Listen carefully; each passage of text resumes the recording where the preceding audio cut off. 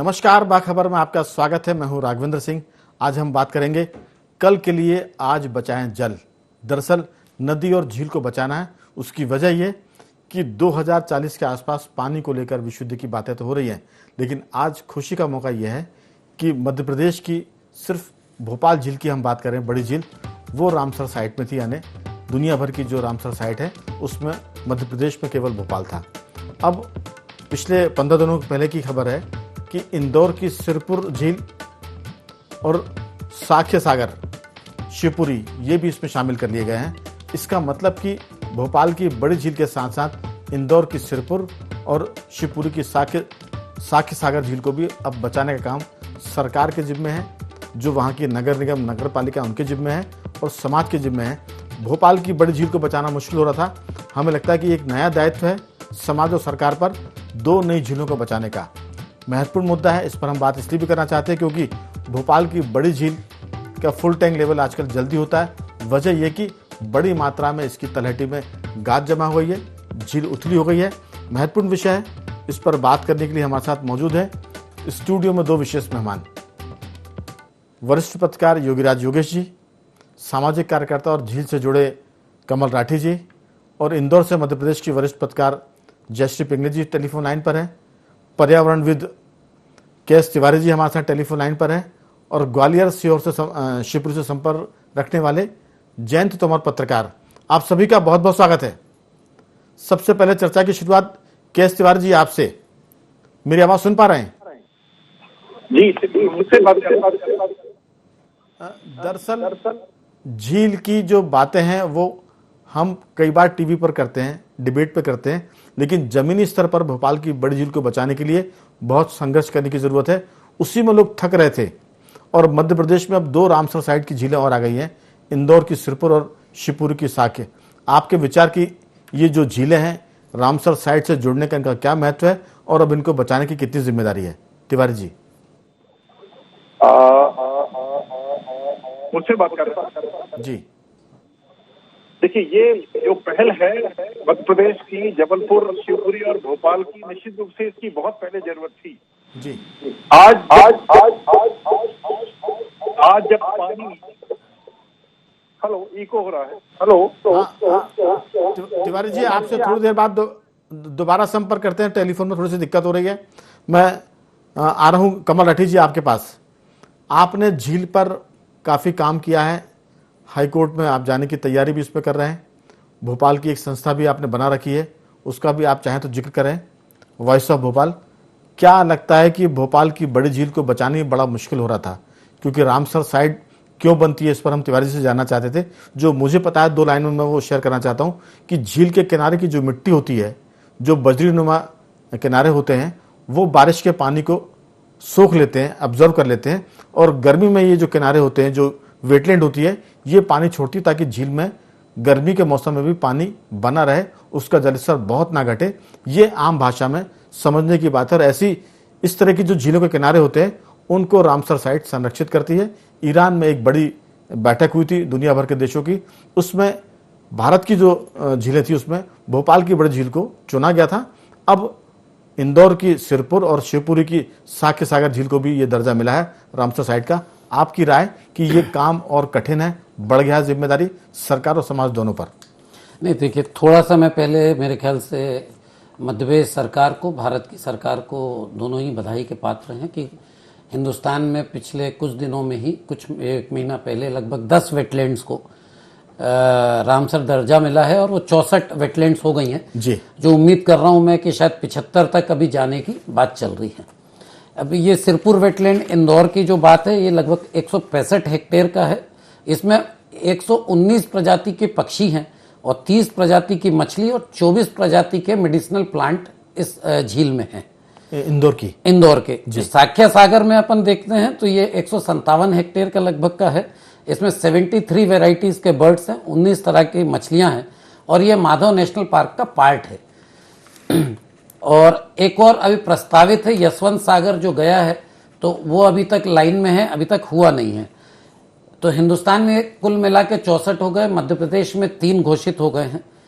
अब हम इसमें ये बात करते हैं तो मध्य प्रदेश में लगभग 120 वेटलैंड को इनने आइडेंटिफाई किया है। उसमें से 9 ये प्रस्तावित कर रहे थे रामसर के लिए, लेकिन अभी 3 भेजा, 2 हो गए हैं। अब हम बात करते हैं इसके संरक्षण के लिए कि इसमें क्या क्या दिक्कतें हैं, क्या क्या थ्रेट हैं।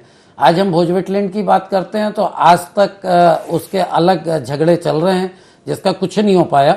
ये उनके अपने वेटलैंड के कागज में है कि भाई siltation, pollution, encroachment, invasive spaces, poaching, biodiversity loss, ये हमारे को थ्रेट हैं। ये सिरपुर वेटलैंड इंदौर के उनने स्पष्ट अपने ही कागज में लिखा है, मेरी तरफ से कुछ नहीं बोल रहा हूं मैं जी। और बेनिफिट में उन्होंने बताया वाटर ड्रिंकिंग, फ्लड रेगुलेशन, मतलब जो बाढ़ वगैरह आती है तो उसको रेगुलेट करता है, कल्चरल वैल्यू है, स्पिरिचुअल वैल्यू है, ग्राउंड वाटर रिचार्ज करता है और बायोडाइवर्सिटी को सपोर्ट करता है। साक्य सागर की भी ऐसी बात करें तो वो ग्राउंड वाटर रिचार्ज कर रहा है, टूरिज्म दे रहा है। ऐसी बहुत सारी चीजें हम इस तालाब से जो है वेटलैंड को जब हम घोषित होता है तो उसके फायदे ये होते हैं कि विश्व के नक्शे में ये तालाब चिन्हित हो जाते हैं। इसके लिए अगर लोन चाहिए, इसके रखरखाव के लिए हमें कोई आर्थिक सहयोग चाहिए तो उसके लिए जो 138 देशों की जो ट्रीटी है रामसर ट्रीटी, उसके तहत हमें सहयोग मिलता है। टेक्निकल सहयोग चाहिए, मतलब जिस ढंग का भी सहयोग चाहिए, क्योंकि विश्व के नक्शे में आ गया है कि इसको संरक्षण की आवश्यकता है और ये विश्व स्तर पे है। मतलब हम मध्य प्रदेश, भोपाल या मध्य प्रदेश स्तर की बात नहीं कर रहे हैं, ये विश्व के स्तर पे इनको संरक्षित की आवश्यकता पड़ती है। इसके लिए इन्हें वहां से चिन्हित किया जाता है। अब इसके अलावा सरकार इस मामले में, मतलब ये है पॉजिटिव पहलू इसका मैं कहना चाहूंगा। नेगेटिव पहलू भी इसका बहुत सारा है जो कहने को शायद समय भी कम पड़े, बहुत नेगेटिव पहलू है जी। पॉजिटिव पहलू कम है, नेगेटिव बहुत ज्यादा है। संक्षेप में बता दें आप नेगेटिव चीजें। नहीं, नेगेटिव चीजें ये है कि वेटलैंड रूल्स 2010 में बने, 2017 में पुनः बने, 2018 में वेटलैंड अथॉरिटी मध्य प्रदेश में गठित हुई और उसकी पहली बैठक 2021 में हो रही है।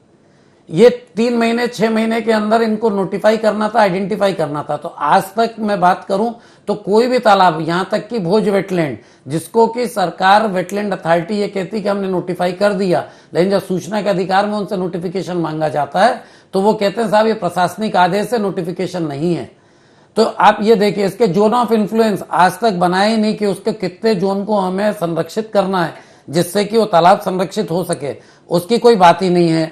तो अब हम जब बात करते हैं तो जो वेटलैंड अथॉरिटी है उसके पास एक टेक्निकल टीम है, एक ग्रीवेंस टीम है, सारी बनी हुई है, लेकिन उनके पास काम करने का मुझे समझ में नहीं आता कि क्या ऐसी दिक्कत है कि सारे पहलू पे पूरी गाइडलाइन है भारत सरकार की, उस पर कोई काम नहीं होता, बैठकें नहीं होती, कुछ भी नहीं होता। और इनके संरक्षण की जिम्मेदारी उनको दे दी गई है, जैसे भोपाल का नगर निगम को है, इंदौर में नगर निगम को है। तो ये नगर निगम जो संस्था है उसके पास कोई टीम ही नहीं है जो तालाब संरक्षण पे काबिल अफसर उनके पास हो या क्वालिफाइड अफसर उनके पास हो। अब सीवेज देखने वाला या ड्रिंकिंग वाटर देखने वाला तालाब झील प्रकोष्ठ का प्रभारी हो जाता है। अब वो झील प्रकोष्ठ के प्रभारी को जब झील के बारे में समझता ही नहीं है तो उसके संरक्षण पे वो क्या काम करेगा। तो सरकार को जिस तरह से ये रामसर का भी मिला तो मुझे लगता है कि इस और जब सरकार का और ध्यान आकर्षित होगा, भी 1 थी 3 है, तो माननीय मुख्यमंत्री जी से निवेदन है कि इसके लिए या तो जैसे वेटलैंड अथॉरिटी है इसके संरक्षण के लिए, इसके देखरेख के लिए इसकी कमेटी, जैसे शहर के लिए सीपीए बनाया गया था, तो ऐसे झीलों के लिए मध्य प्रदेश में कोई झील प्रकोष्ठ बना दें जो उसकी टेक्निकल से लेकर सारी चीजें वेटलैंड की अनुशंसा पे काम करे, वही ठेके दे और नगर निगम को ना दे। इसकी पूरी गाइडलाइन, इसके नोटिफिकेशन की गाइडलाइन है कि इसको जीआईएस मैप के साथ कैसे नोटिफाई करना है, लेकिन आज तक वो नोटिफिकेशन नहीं किया गया। इसका एग्जाम्पल भी हमने प्रस्तुत किया वेटलैंड अथॉरिटी को कि पंजाब चंडीगढ़ में वहां पर लेक के लिए उनने पूरा नोटिफिकेशन किया है, कैसे किया है, जनता की आपत्ति सुझाव बुलाए, लेकिन यहाँ कोई भी प्रोसेस नहीं अपना के सिर्फ मास्टर प्लान को बेनिफिट पहुंचाने के लिए वहां रह रहे आसपास जो जमीन के बड़े बड़े मालिक हैं, मैं ये कहूंगा जो शहर के नामी ग्रामी लोग हैं, उनकी वहां पर जमीनें हैं, तो उनको फायदा पहुंचाने के लिए नियम बनाए गए, जबकि नियम बनाना था तालाब के फायदे के लिए, तालाब के संरक्षण के लिए। उसके विपरीत जमीन मालिकों के फायदे के लिए नियम बनाए गए, जिसकी मतलब अब क्या बोलना चाहिए कि ऐसे काम जो कर रही है तो माननीय मुख्यमंत्री जी इस ओर ध्यान दें, और अगर ये हो सकता है तो काफी बेहतर काम हो सकता है। आज इंदौर हम पूरे हिंदुस्तान के उसमें साफ सफाई में पहले नंबर पे आ रहा है, वैसे ही रामसर वाले वेटलैंड सिटी का भी दर्जा देते हैं, तो मैं तो चाहूंगा कि इंदौर कलेक्टर साहब जो बहुत काफी एक्टिव दिखते हैं, मुझे उनसे काफी उम्मीद है कि वो इंदौर को कम से कम वेटलैंड सिटी का, पहली हिंदुस्तान की वेटलैंड सिटी का दर्जा वो जल्दी ही दिलाएंगे। उससे तालाब के साथ साथ वो शहर भी दुनिया के नक्शे में दिखने लगेगा। अब आपने इंदौर कलेक्टर पर कठिन काम सौंप दिया है। नगर निगम तो झीलों को बर्बाद करने में लगी रहती है, और अब झीलों की जिम्मेदारी अगर नगर निगम पर जाएगी तो हमें लगता है कि उनके लिए भी कठिन काम होगा कि उनका काम है मारने का, वो बचाएं कैसे। तो सरकार को तो बधाई, लेकिन प्रशासन जो है जिसके बचाने की जिम्मेदारी है वो मुश्किल में पड़ गया कि अब हम कैसे इसको बचाएंगे, क्योंकि हमारा तो मकसद ही दूसरा है। चर्चा बहुत इस पर हुई है, लेकिन मास्टर प्लान की बात है तो आपने कहा कि वो झील को बचाने के बजाय झील को खत्म करने की उस पर ज्यादा बात होती है। तिवारी जी, मेरी आवाज सुन पा रहे हैं? आपकी आवाज आ रही है जी। दरअसल बहुत विस्तार से कमल राठी जी ने बताया। अब टेक्निकल बात यह कि नगर निगम अक्सर शहर को इंक्रोचमेंट के कारण बर्बाद करती आई है बजाय बचाने के। अब झील को वो कैसे बचाएं, क्योंकि ये तो बहुत टेक्निकल मामला है। हर कोई झील के पास रहना चाहता है। शहर के जो रसूखदार लोग हैं, प्रशासनिक लोग हैं, जो राजनेता, उनकी ज़मीनें हैं। अगर रामसर साइट के चलते सही में काम होगा तो फिर वो सारी ज़मीनों पर मकान नहीं बन पाएंगे, बंगले नहीं बन पाएंगे, फार्म हाउस नहीं तन पाएंगे। तो कहीं ना कहीं ये दिक्कत है कि या तो सरकार इस झील को ख़त्म होने दे, इन झीलों को, इंदौर की हो, भोपाल की हो, चाहे शिवपुरी की, या फिर जैसा कमल राठी जी कह रहे हैं कोई ऐसी एक संस्था बन जाए जो इसको बचाने का काम करे। आपकी इसमें राय? निश्चित रूप से अभी हमारे आदरणीय मित्र ने जो राय रखी, काफी विस्तार से उन्होंने लेक कंजर्वेशन के लिए अपनी बात की, और मुझे लगता है कि उनकी बात बड़ी उपयुक्त। हाँ, आपका अगर टेलीविजन सेट चल रहा तो मुझे लगता है उसको थोड़ा सा आवाज कम कर देंगे तो ठीक आवाज आएगी। तिवारी जी, आपका टीवी सेट अगर उसका वॉल्यूम हो तो थोड़ा कम कर दीजिए।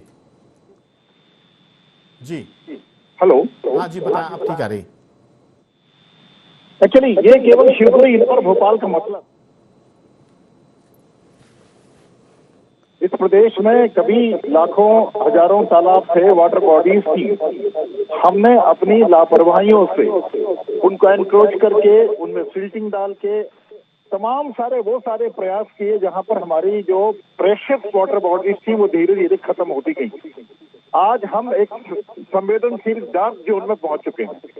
मध्य प्रदेश का लगभग मुझे लगता है कि 3/4 हिस्सा डार्क जोन में है। डार्क जोन से मेरा मतलब है जहां पानी की गंभीर कमी है। भारत के लगभग 60% हिस्से डार्क जोन में है। दुनिया के 50 देश डार्क जोन में है। इन हालात से निपटने के लिए मुझे लगता है कि ये सरकार के लिए, व्यवस्था के लिए, नगर निगमों के लिए, नगर पालिकाओं के लिए ये टॉप प्रायोरिटी का विषय होना चाहिए था, जो आदरणीय मित्र ने अभी बात की। लेकिन इसको लेके केवल फौरी या कागजी कार्यवाहियां या योजनाएं बनती नहीं, लेकिन इस पर व्यवहारिक कार्य कभी नहीं हुए।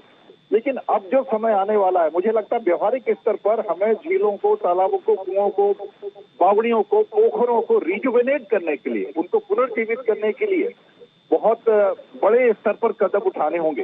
क्योंकि पानी अगर खत्म हो गया तो आप कल्पना कर सकते हैं कि हमारी विकास की जो योजनाएं हैं, हमारे विकास कार्यक्रम है, वो कहाँ जाएंगे। पानी के बिना तो 1 मिनट जीवन संभव नहीं है, फिर विकास योजनाओं की बात क्या करें। तो मुझे लगता है कि सरकार को, व्यवस्था को, समाज को मिलजुल के, और जितने भी इस फील्ड में काम करने वाले लोग हैं, संस्थाएं हैं, सरकारी गैर सरकारी, उन सबको अलग अलग दिशाओं की बजाय एक दिशा में मिलजुल कर काम करना होगा। क्योंकि अगले 5 सालों में पानी की स्थिति बदतर होगी। मानसून पैटर्न बदल रहा है, क्लाइमेट चेंज की वजह से इंसेसिव रेन्स हो रही हैं, कहीं बहुत ज्यादा पानी, कहीं सूखा है। बहुत सारी योजनाएं हैं, लेकिन वो योजनाओं पे जो काम की गति है, काम का ढंग है, काम की दिशा है, मुझे लगता है आज भी बहुत गलत दिशा में जा रहा है, जिससे पानी का संरक्षण नहीं हो। जी, आपकी चिंता जायज है, और मैं तो सिर्फ ये कहूंगा कि 1971 में ये बैठक हुई थी ईरान में, जिसने रामसर साइट का गठन किया, या रामसर साइट में कई चीज़ों को, कई दुनिया भर की मेरे ख्याल से करीब 3000 के आसपास झीलों को इसमें संरक्षित करने की बात हुई है। लेकिन सरकारें लोन लेती है इनके बचाव के लिए, इनके संरक्षण के लिए, और उसकी बंदरबाट होती है। मैं लौटूंगा आपके पास। भोपाल की झील का भी हम जिक्र करें तो ये गाद होने के कारण भरती जा रही है।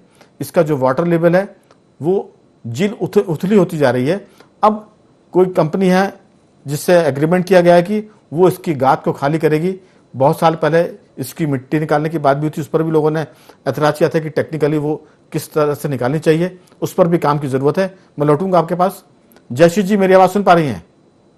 जी जी, मैं आवाज सुन पा रही हूँ। बहुत बधाई इंदौर के लिए। सिरपुर जो झील है, जो सागर है, उसको रामसर साइड में किया गया। एक और यशवंत सागर की बात कमल राठी जी ने बताई कि वो कुछ दिनों में या कुछ सालों में उसको भी रामसर साइड में ले लिया जाएगा। आपकी राय कि किस तरह से सिरपुर झील को बचाया जा सकता है, नगर निगम उसमें कितनी अहम भूमिका निभा सकती है और इंदौर के लोग कितना उसमें योगदान दे सकते हैं? जयश्री जी। जी बिल्कुल, बहुत ही एक उपलब्धि भरा पल है हम लोगों के लिए, खासतौर पे एक सिविलाइज सोसाइटी जहाँ पर हम परिंदों के लिए और पक्षियों के लिए एक अभ्यारण्य के तौर पर। जयश्री जी, अपन लोगों के लिए? जी जी बिल्कुल बिल्कुल, हम सबके लिए, बिल्कुल बिल्कुल जी। तो एक बहुत ही जबरदस्त मामला रहा ये कुल मिलाकर। और ये सिरपुर तालाब की भी जो पहचान है, वो जो होलकर कालीन तालाब है वो, और तब भी वो पक्षी अभ्यारण्य ही था।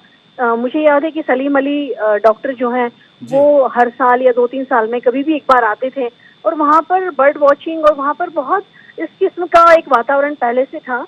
लेकिन बीच के कुछ वर्षों में लगातार इंक्रोचमेंट के कारण और कुछ इस तरह की अव्यवस्थित डेवलपमेंट के कारण वो सफर कर रहा था वो इतना अच्छा तालाब और सब कुछ। और अब अगर वो वहाँ पर ऐसी रामसर साइट अगर वो हुई है तो दुनिया भर की नजरों में है, और एक दुनिया भर के लिए, एक मध्य प्रदेश के लिए बड़ा प्राइड मूवमेंट ही है। और मुझे लगता है कि अब उसको बचाने की जो बात है, तो नोडल एजेंसी अगर इसकी नगर निगम है, तो मुझे लगता है कि सिर्फ नगर निगम के भरोसे करके तो काम नहीं चलेगा, क्योंकि उसके पास बहुत काम है, शहर का विकास और तमाम चीजें आप देखते हैं। और उनकी मुझे लगता है एक्सपर्ट्स टीम की जरूरत रहेगी। और एक जैसे मेरे राठी जी ने पहले कहा कि मुख्यमंत्री इस पर इनिशिएट करे और एक अलग तरह किस्म के जो एक्सपर्ट लोग हैं वो इन रामसर, चाहे भोपाल का मामला हो या इंदौर का मामला हो, तो उसमें वो उनका एक निरीक्षण दल अलग बनाए और एक अलग तरह से एक डेवलपमेंट का काम हो। और मुझे लगता है कि बहुत कुछ क्वाइट शांत तरीके से, वो पिकनिक स्पॉट तो नहीं हो सकता है because of the Ramsar site होने के कारण, पर एक आने वाली जनरेशन के लिए एक बहुत बड़ा कंट्रीब्यूशन होगा और आने वाली जनरेशन के लिए एक बहुत बड़ी चीज होगी, जहाँ पर परिंदे गुम हो रहे हैं, जहाँ पर इनका अभ्यारण्य हमें दिखाई नहीं देता है, वहाँ पर हम एक बेहतरीन चीज आने वाली जनरेशन को दे पाएंगे। बिल्कुल। सवाल ये नहीं कि रामसर साइट में कोई झील अगर होगी तो उसको बचाएं, सारी झीलों को बचाने की जरूरत है। जैसा तिवारी जी कह रहे थे कि मध्य प्रदेश और भोपाल में झीलों का शहर था और बहुत सारी झीलें थी जो खत्म हो गई है। उसमें नगर पालिकाओं की और नगर निगमों की बदनीयती भी बहुत बड़ी बात है। इसलिए मेरा फोकस ये है कि नगर निगमों पर बहुत भरोसा नहीं कि वो झीलों को बचाए, वो तो उनको मिटाने का काम कर रहे हैं। भोपाल की बहुत झीलों को नगर निगम की वजह से खत्म कर दिया गया, ये मैं बहुत साफ शब्दों में इसलिए कह सकता हूं क्योंकि मैंने 1990 में रिपोर्टिंग की थी भोपाल में झीलों के बारे में। एक झील को मैंने अपने सामने मरते हुए देखा है और उस झील पर लोगों ने डंपर जो मलबे के हैं वो डालते गए और वहां कॉलोनी कट गई। और खबर छापने के बाद मुख्यमंत्री से लेकर सबसे गुजारिश करने के बाद वो झील बच नहीं सकी। इसलिए रामसर साइट तो एक टैग है, बचाने की जिम्मेदारी तो शहर वासियों की भी होती है और सरकार की भी होती है। मैं लौटूंगा आपके पास। जयंत जी, आपका वास्ता शिवपुरी और ग्वालियर से है। साक्ष्य सागर झील रामसर साइट में आ गई है, जाहिर है कि अच्छा महसूस करेंगे, लेकिन बचने की कितनी उम्मीद है? वो झील बच पाएगी भविष्य में? आपकी राय? जयंत जी, मेरी आवाज सुन पा रहे हैं? जयंत जी से संपर्क नहीं हो पाया। योगीराज जी, जो चीज हम सुन रहे हैं, देख रहे हैं, नगर निगम के जिम्मे अगर ये इतनी महत्वपूर्ण और बेशकीमती झीलें कर दी जाएंगी तो हमें नहीं लगता कि वो कर पाएंगे, क्योंकि बहुत ही पोलाइटली जयश्री जी ने कहा कि नगर निगम के पास बहुत सारे काम होते हैं, उन बहुत सारे कामों में झीलों को खत्म करना भी एक काम होता है। तो वो ये काम कर देंगे इसको खत्म करने का, लेकिन मास्टर प्लान के साथ साथ सरकार अगर कोई ऐसी समिति बना दे, कोई ऐसी टीम बनाए जो बहुत कड़ाई से इसकी देखरेख करे, आपकी राय? नहीं, न केवल टीम बनाए बल्कि वो टीम में एक्सपर्ट ही शामिल हो। एक्सपर्ट से मतलब तय हो जाए नहीं, वो कि टीम के पास अधिकार भी हो, ऐसा नहीं कि वो बिना दांतों की, बिना नाखूनों की, बिना पंजे की टीम हो। नहीं, और एक्सपर्ट इसलिए, जैसे मान लो कोई पर्यावरणविद उसमें यदि बनेगा तो उस चीज को फील करेगा वो जी कि पक्षियों की प्रजाति कैसे बचाई जाती है। लेकिन हमारे यहाँ पक्षियों की प्रजाति बचाने के चक्कर में जो पॉलिटिकल प्रजाति के लोग उस पर कब्जा कर लेते हैं, वो सबसे खतरनाक काम होता है। आपको अब जैसे रामसर साइट की इतनी सारी बातें यहाँ हो रही हैं, लोगों को ये बताना पड़ेगा सबसे पहले कि रामसर साइट है क्या। अब इसके ये जो बेनिफिट्स और जो उसके पॉजिटिविटी जो इन्होंने कमल राठी जी ने बताई कि झील और उसके आसपास कुछ दूरी का भाग ये पक्षियों के लिए आरक्षित है। देखा जाए तो वो पक्षियों का नेचुरल हैबिटेट जिसको बोलते हैं, उनका उस पर उनका ही अधिकार है, उस हाँ, पर किसी प्राकृतिक घर है, उनका आशियाना है। जी। और यदि आप उनके प्राकृतिक आशियाने आप तोड़ोगे तो एक तो वो कहाँ जाएंगे, वो तो छोड़ो, लेकिन आप कहाँ जाओगे? आप तो पक्षियों के प्राकृतिक आशियाने में अपने आशियाने बना रहे हैं। तो आपको सबसे पहले जो पब्लिक अवेयरनेस की जो बात मैं बार बार कर रहा हूँ, इतने लोग जाते हैं पूरे भोपाल में, रोज वीआईपी रोड फुल रहती है। भोपाल के किनारों पे आप देख लो, लोग बिल्कुल आपको रात को 2 बजे तक वहाँ बैठे हुए मिल जाएंगे। उन लोगों में अवेयरनेस ये बताई जाए कि रामसर साइट के ये फायदे हैं, और इस झील का केवल उद्देश्य पानी बचाना नहीं है, पक्षियों के लिए कितनी इंपॉर्टेंट है, और ये जो नेचुरल सोर्सेज जो वाटर के होते हैं, जो रिचार्ज की जो बात कर रहे थे कमल राठी जी, वो रिचार्ज भी इसी से ही होता है। तो ये जो छोटी छोटी जो इसके लाभदायक जो घटक हैं, वो आपको पब्लिक को बताने पड़ेंगे, नहीं तो पब्लिक को समझ में नहीं आता कि बस देख के जाते हैं, वाह यार तालाब कितना भरा गया, आज फुल टाइम लेवल कितना हो गया। जिससे आप पब्लिक कह रहे हैं वो समाज भी है, और समाज सोता हुआ है। उससे मतलब नहीं कि झील बच रही है, खत्म हो रही है। उसको तो सिर्फ झील की लहरों के मजे लेने हैं, ठंडी हवाओं की उस वादियों में जाना है, और अगर वो मरती है तो कल मर जाए, क्योंकि किसी भी झील के लिए कोई शहर के लोग आगे आए हो मुझे याद नहीं पड़ता। नहीं, हिंदुस्तान में सब चेन्नई और बेंगलोर में लोग जागरूक हुए क्योंकि वहाँ पानी खत्म हो गया, और आज भोपाल जब पानी खत्म हो जाएगा जब यहाँ के लोग भी जागरूक हो जाएंगे। हाँ, तो लोगों को उसका इम्पोर्टेंट बताना पड़ेगा कि ये झील आपके लिए मतलब ये तो लिविंग बॉडीज हैं ये, और इनको आपको जीवित रखना आपका, हम सबका दायित्व है। बिल्कुल। हमारे यहाँ तो आप ये देखिए कि जब से लोगों ने मतलब शेर इसलिए खत्म हो गए कि राजाओं ने शिकार करना शुरू कर दिया। हालांकि मैं सारे राजाओं पे आरोप नहीं लगा रहा, व्हाइट टाइगर को बचाने का तो एक राजा ने काम किया था, और सारी हमारे यहाँ चिड़िया मार राजा भी हुए हैं, मतलब कुछ नहीं तो बैठे बैठे चिड़ियों को ही मार रहे हैं। बिल्कुल। तो अपने को ये प्रवृत्ति पर रोक लगाना पड़ेगा। इन छोटी छोटी चीजों का कितना इंपॉर्टेंस है, ये नेचुरल क्लाइमेट में कितना महत्वपूर्ण रोल आपको प्ले कर रहे हैं, आपके जीवन में इतना इनका ही योगदान है जिनकी वजह से आप स्वच्छ हवा में सांस ले पा रहे हैं। ये बातें हम सबको पब्लिक में ले जानी पड़ेगी। बिल्कुल। अब समय की चूंकि कमी है, आखिरी दौर है और सिर्फ 4 मिनट हमारे पास है। राठी जी, दरअसल भोपाल की झील में जो गहराई इसकी कम हो गई है, उस उथलेपन को खत्म करने के लिए एक विशाखापट्टनम की कंपनी जिसको ठेका देने की बात चली कि इसकी गाद को वो निकाले ताकि ये गहरीकरण उसका हो जाए, लेकिन लोगों को बताना पड़ेगा कि ये सिर्फ तालाब नहीं है, ये बहुत महत्वपूर्ण है और इसको पूरी दुनिया मानती है। अगर इसका महत्व लोग समझ जाएं तो शायद लोग जागे और बेंगलोर और चेन्नई की तरह नौबत तब ना आए जब पानी खत्म हो जाए। आपकी राय? सर, गाद निकालने की बात पे मैं थोड़ा सा असहमत नगर निगम से इसलिए हूं क्योंकि उसकी टेक्निकल स्टडी आईआईटी से कराने पहले आवश्यक है कि हमें गाद कहां से निकालनी। दूसरा, उसको जो जीवन दायिनी को पानी लाती कोलांस नदी, उस कोलांस नदी की गाद निकालना आवश्यक है। उसके आसपास जैविक खेती करना आवश्यक है। उसके पास पेड़ लगाना आवश्यक है कि गाद यहाँ नहीं आए। आप इस टंकी से चलिए, इसको टंकी मान लें, इसकी मिट्टी निकाल दोगे, इस पर वापस आ जाएगी। इस पर बाकायदा सर्वे हुआ, एक एजेंसी ने इसमें काम किया है और उसकी रिपोर्ट के मुताबिक इसको खाली करने की बात हो रही है। वो टेक्निकली स्ट्रांग लोग हैं, कोई गुजरात की और बाहर की कंपनी नहीं सर, मैंने जानकारी मांगी, वो एक एमएससीटी की स्टडी बताते हैं, इसके अलावा उनके पास कोई स्टडी नहीं है। मैं जो बता रहा हूं उसमें गुजरात के लोग, कुछ लोग जिस पर काम कर रहे हैं, उन्होंने बहुत लंबे समय तक इस पर स्टडी की। उसके बाद यह तय हुआ कि इसका उथलापन, गाद जो भर गई वो निकालने की जरूरत है। चलिए फिर कभी विस्तार से बात करेंगे। तिवारी जी को इस पर आपकी टिप्पणी?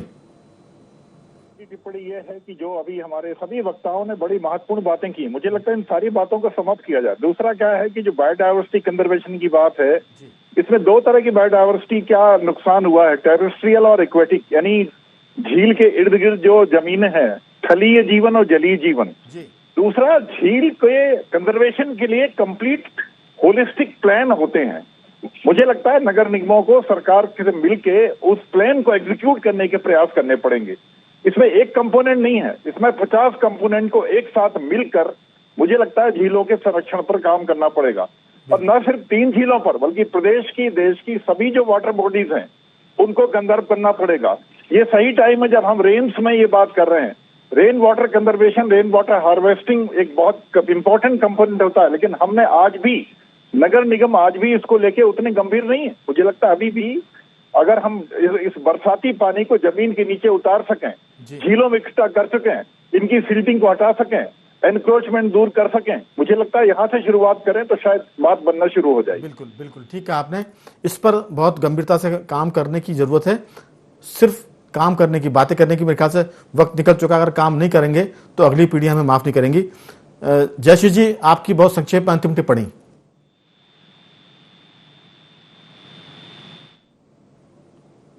जशी से बात नहीं हो पा रही।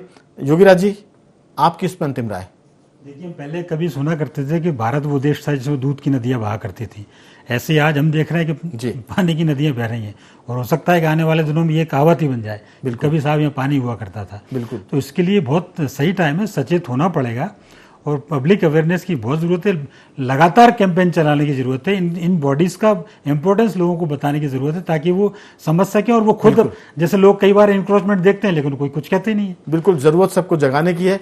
कुल मिलाकर लोग जागेंगे तो ये सब झीलें बच सकती है, क्योंकि ये काम सरकार का और नगर निगम का अकेले का नहीं है। रामसर साइड ने इसको बता दिया कि ये कितनी महत्वपूर्ण है। अब समाज की भी जिम्मेदारी है, शहर की भी जिम्मेदारी। चारों मेहमानों को मैं धन्यवाद करूंगा। तिवारी जी, आपका भी साधुवाद। योगीराज जी, आपका भी, और राठी जी, आपका भी बहुत बहुत धन्यवाद की चर्चा में हिस्सा लिया। कुल मिलाकर रामसर साइड में भोपाल, मध्य प्रदेश की 2 झीलें और जुड़ गई हैं। अब इसके साथ साथ जिम्मेदारी बढ़ गई है। तो कुल मिलाकर झीलों को बचाने की जरूरत है, क्योंकि बात करने का वक्त निकल चुका है। बाखबर में आज सिर्फ इतना ही। कल किसी और मुद्दे पर आपसे बात करेंगे। तब तक बने रहिए हमारे साथ और देखते रहिए i24।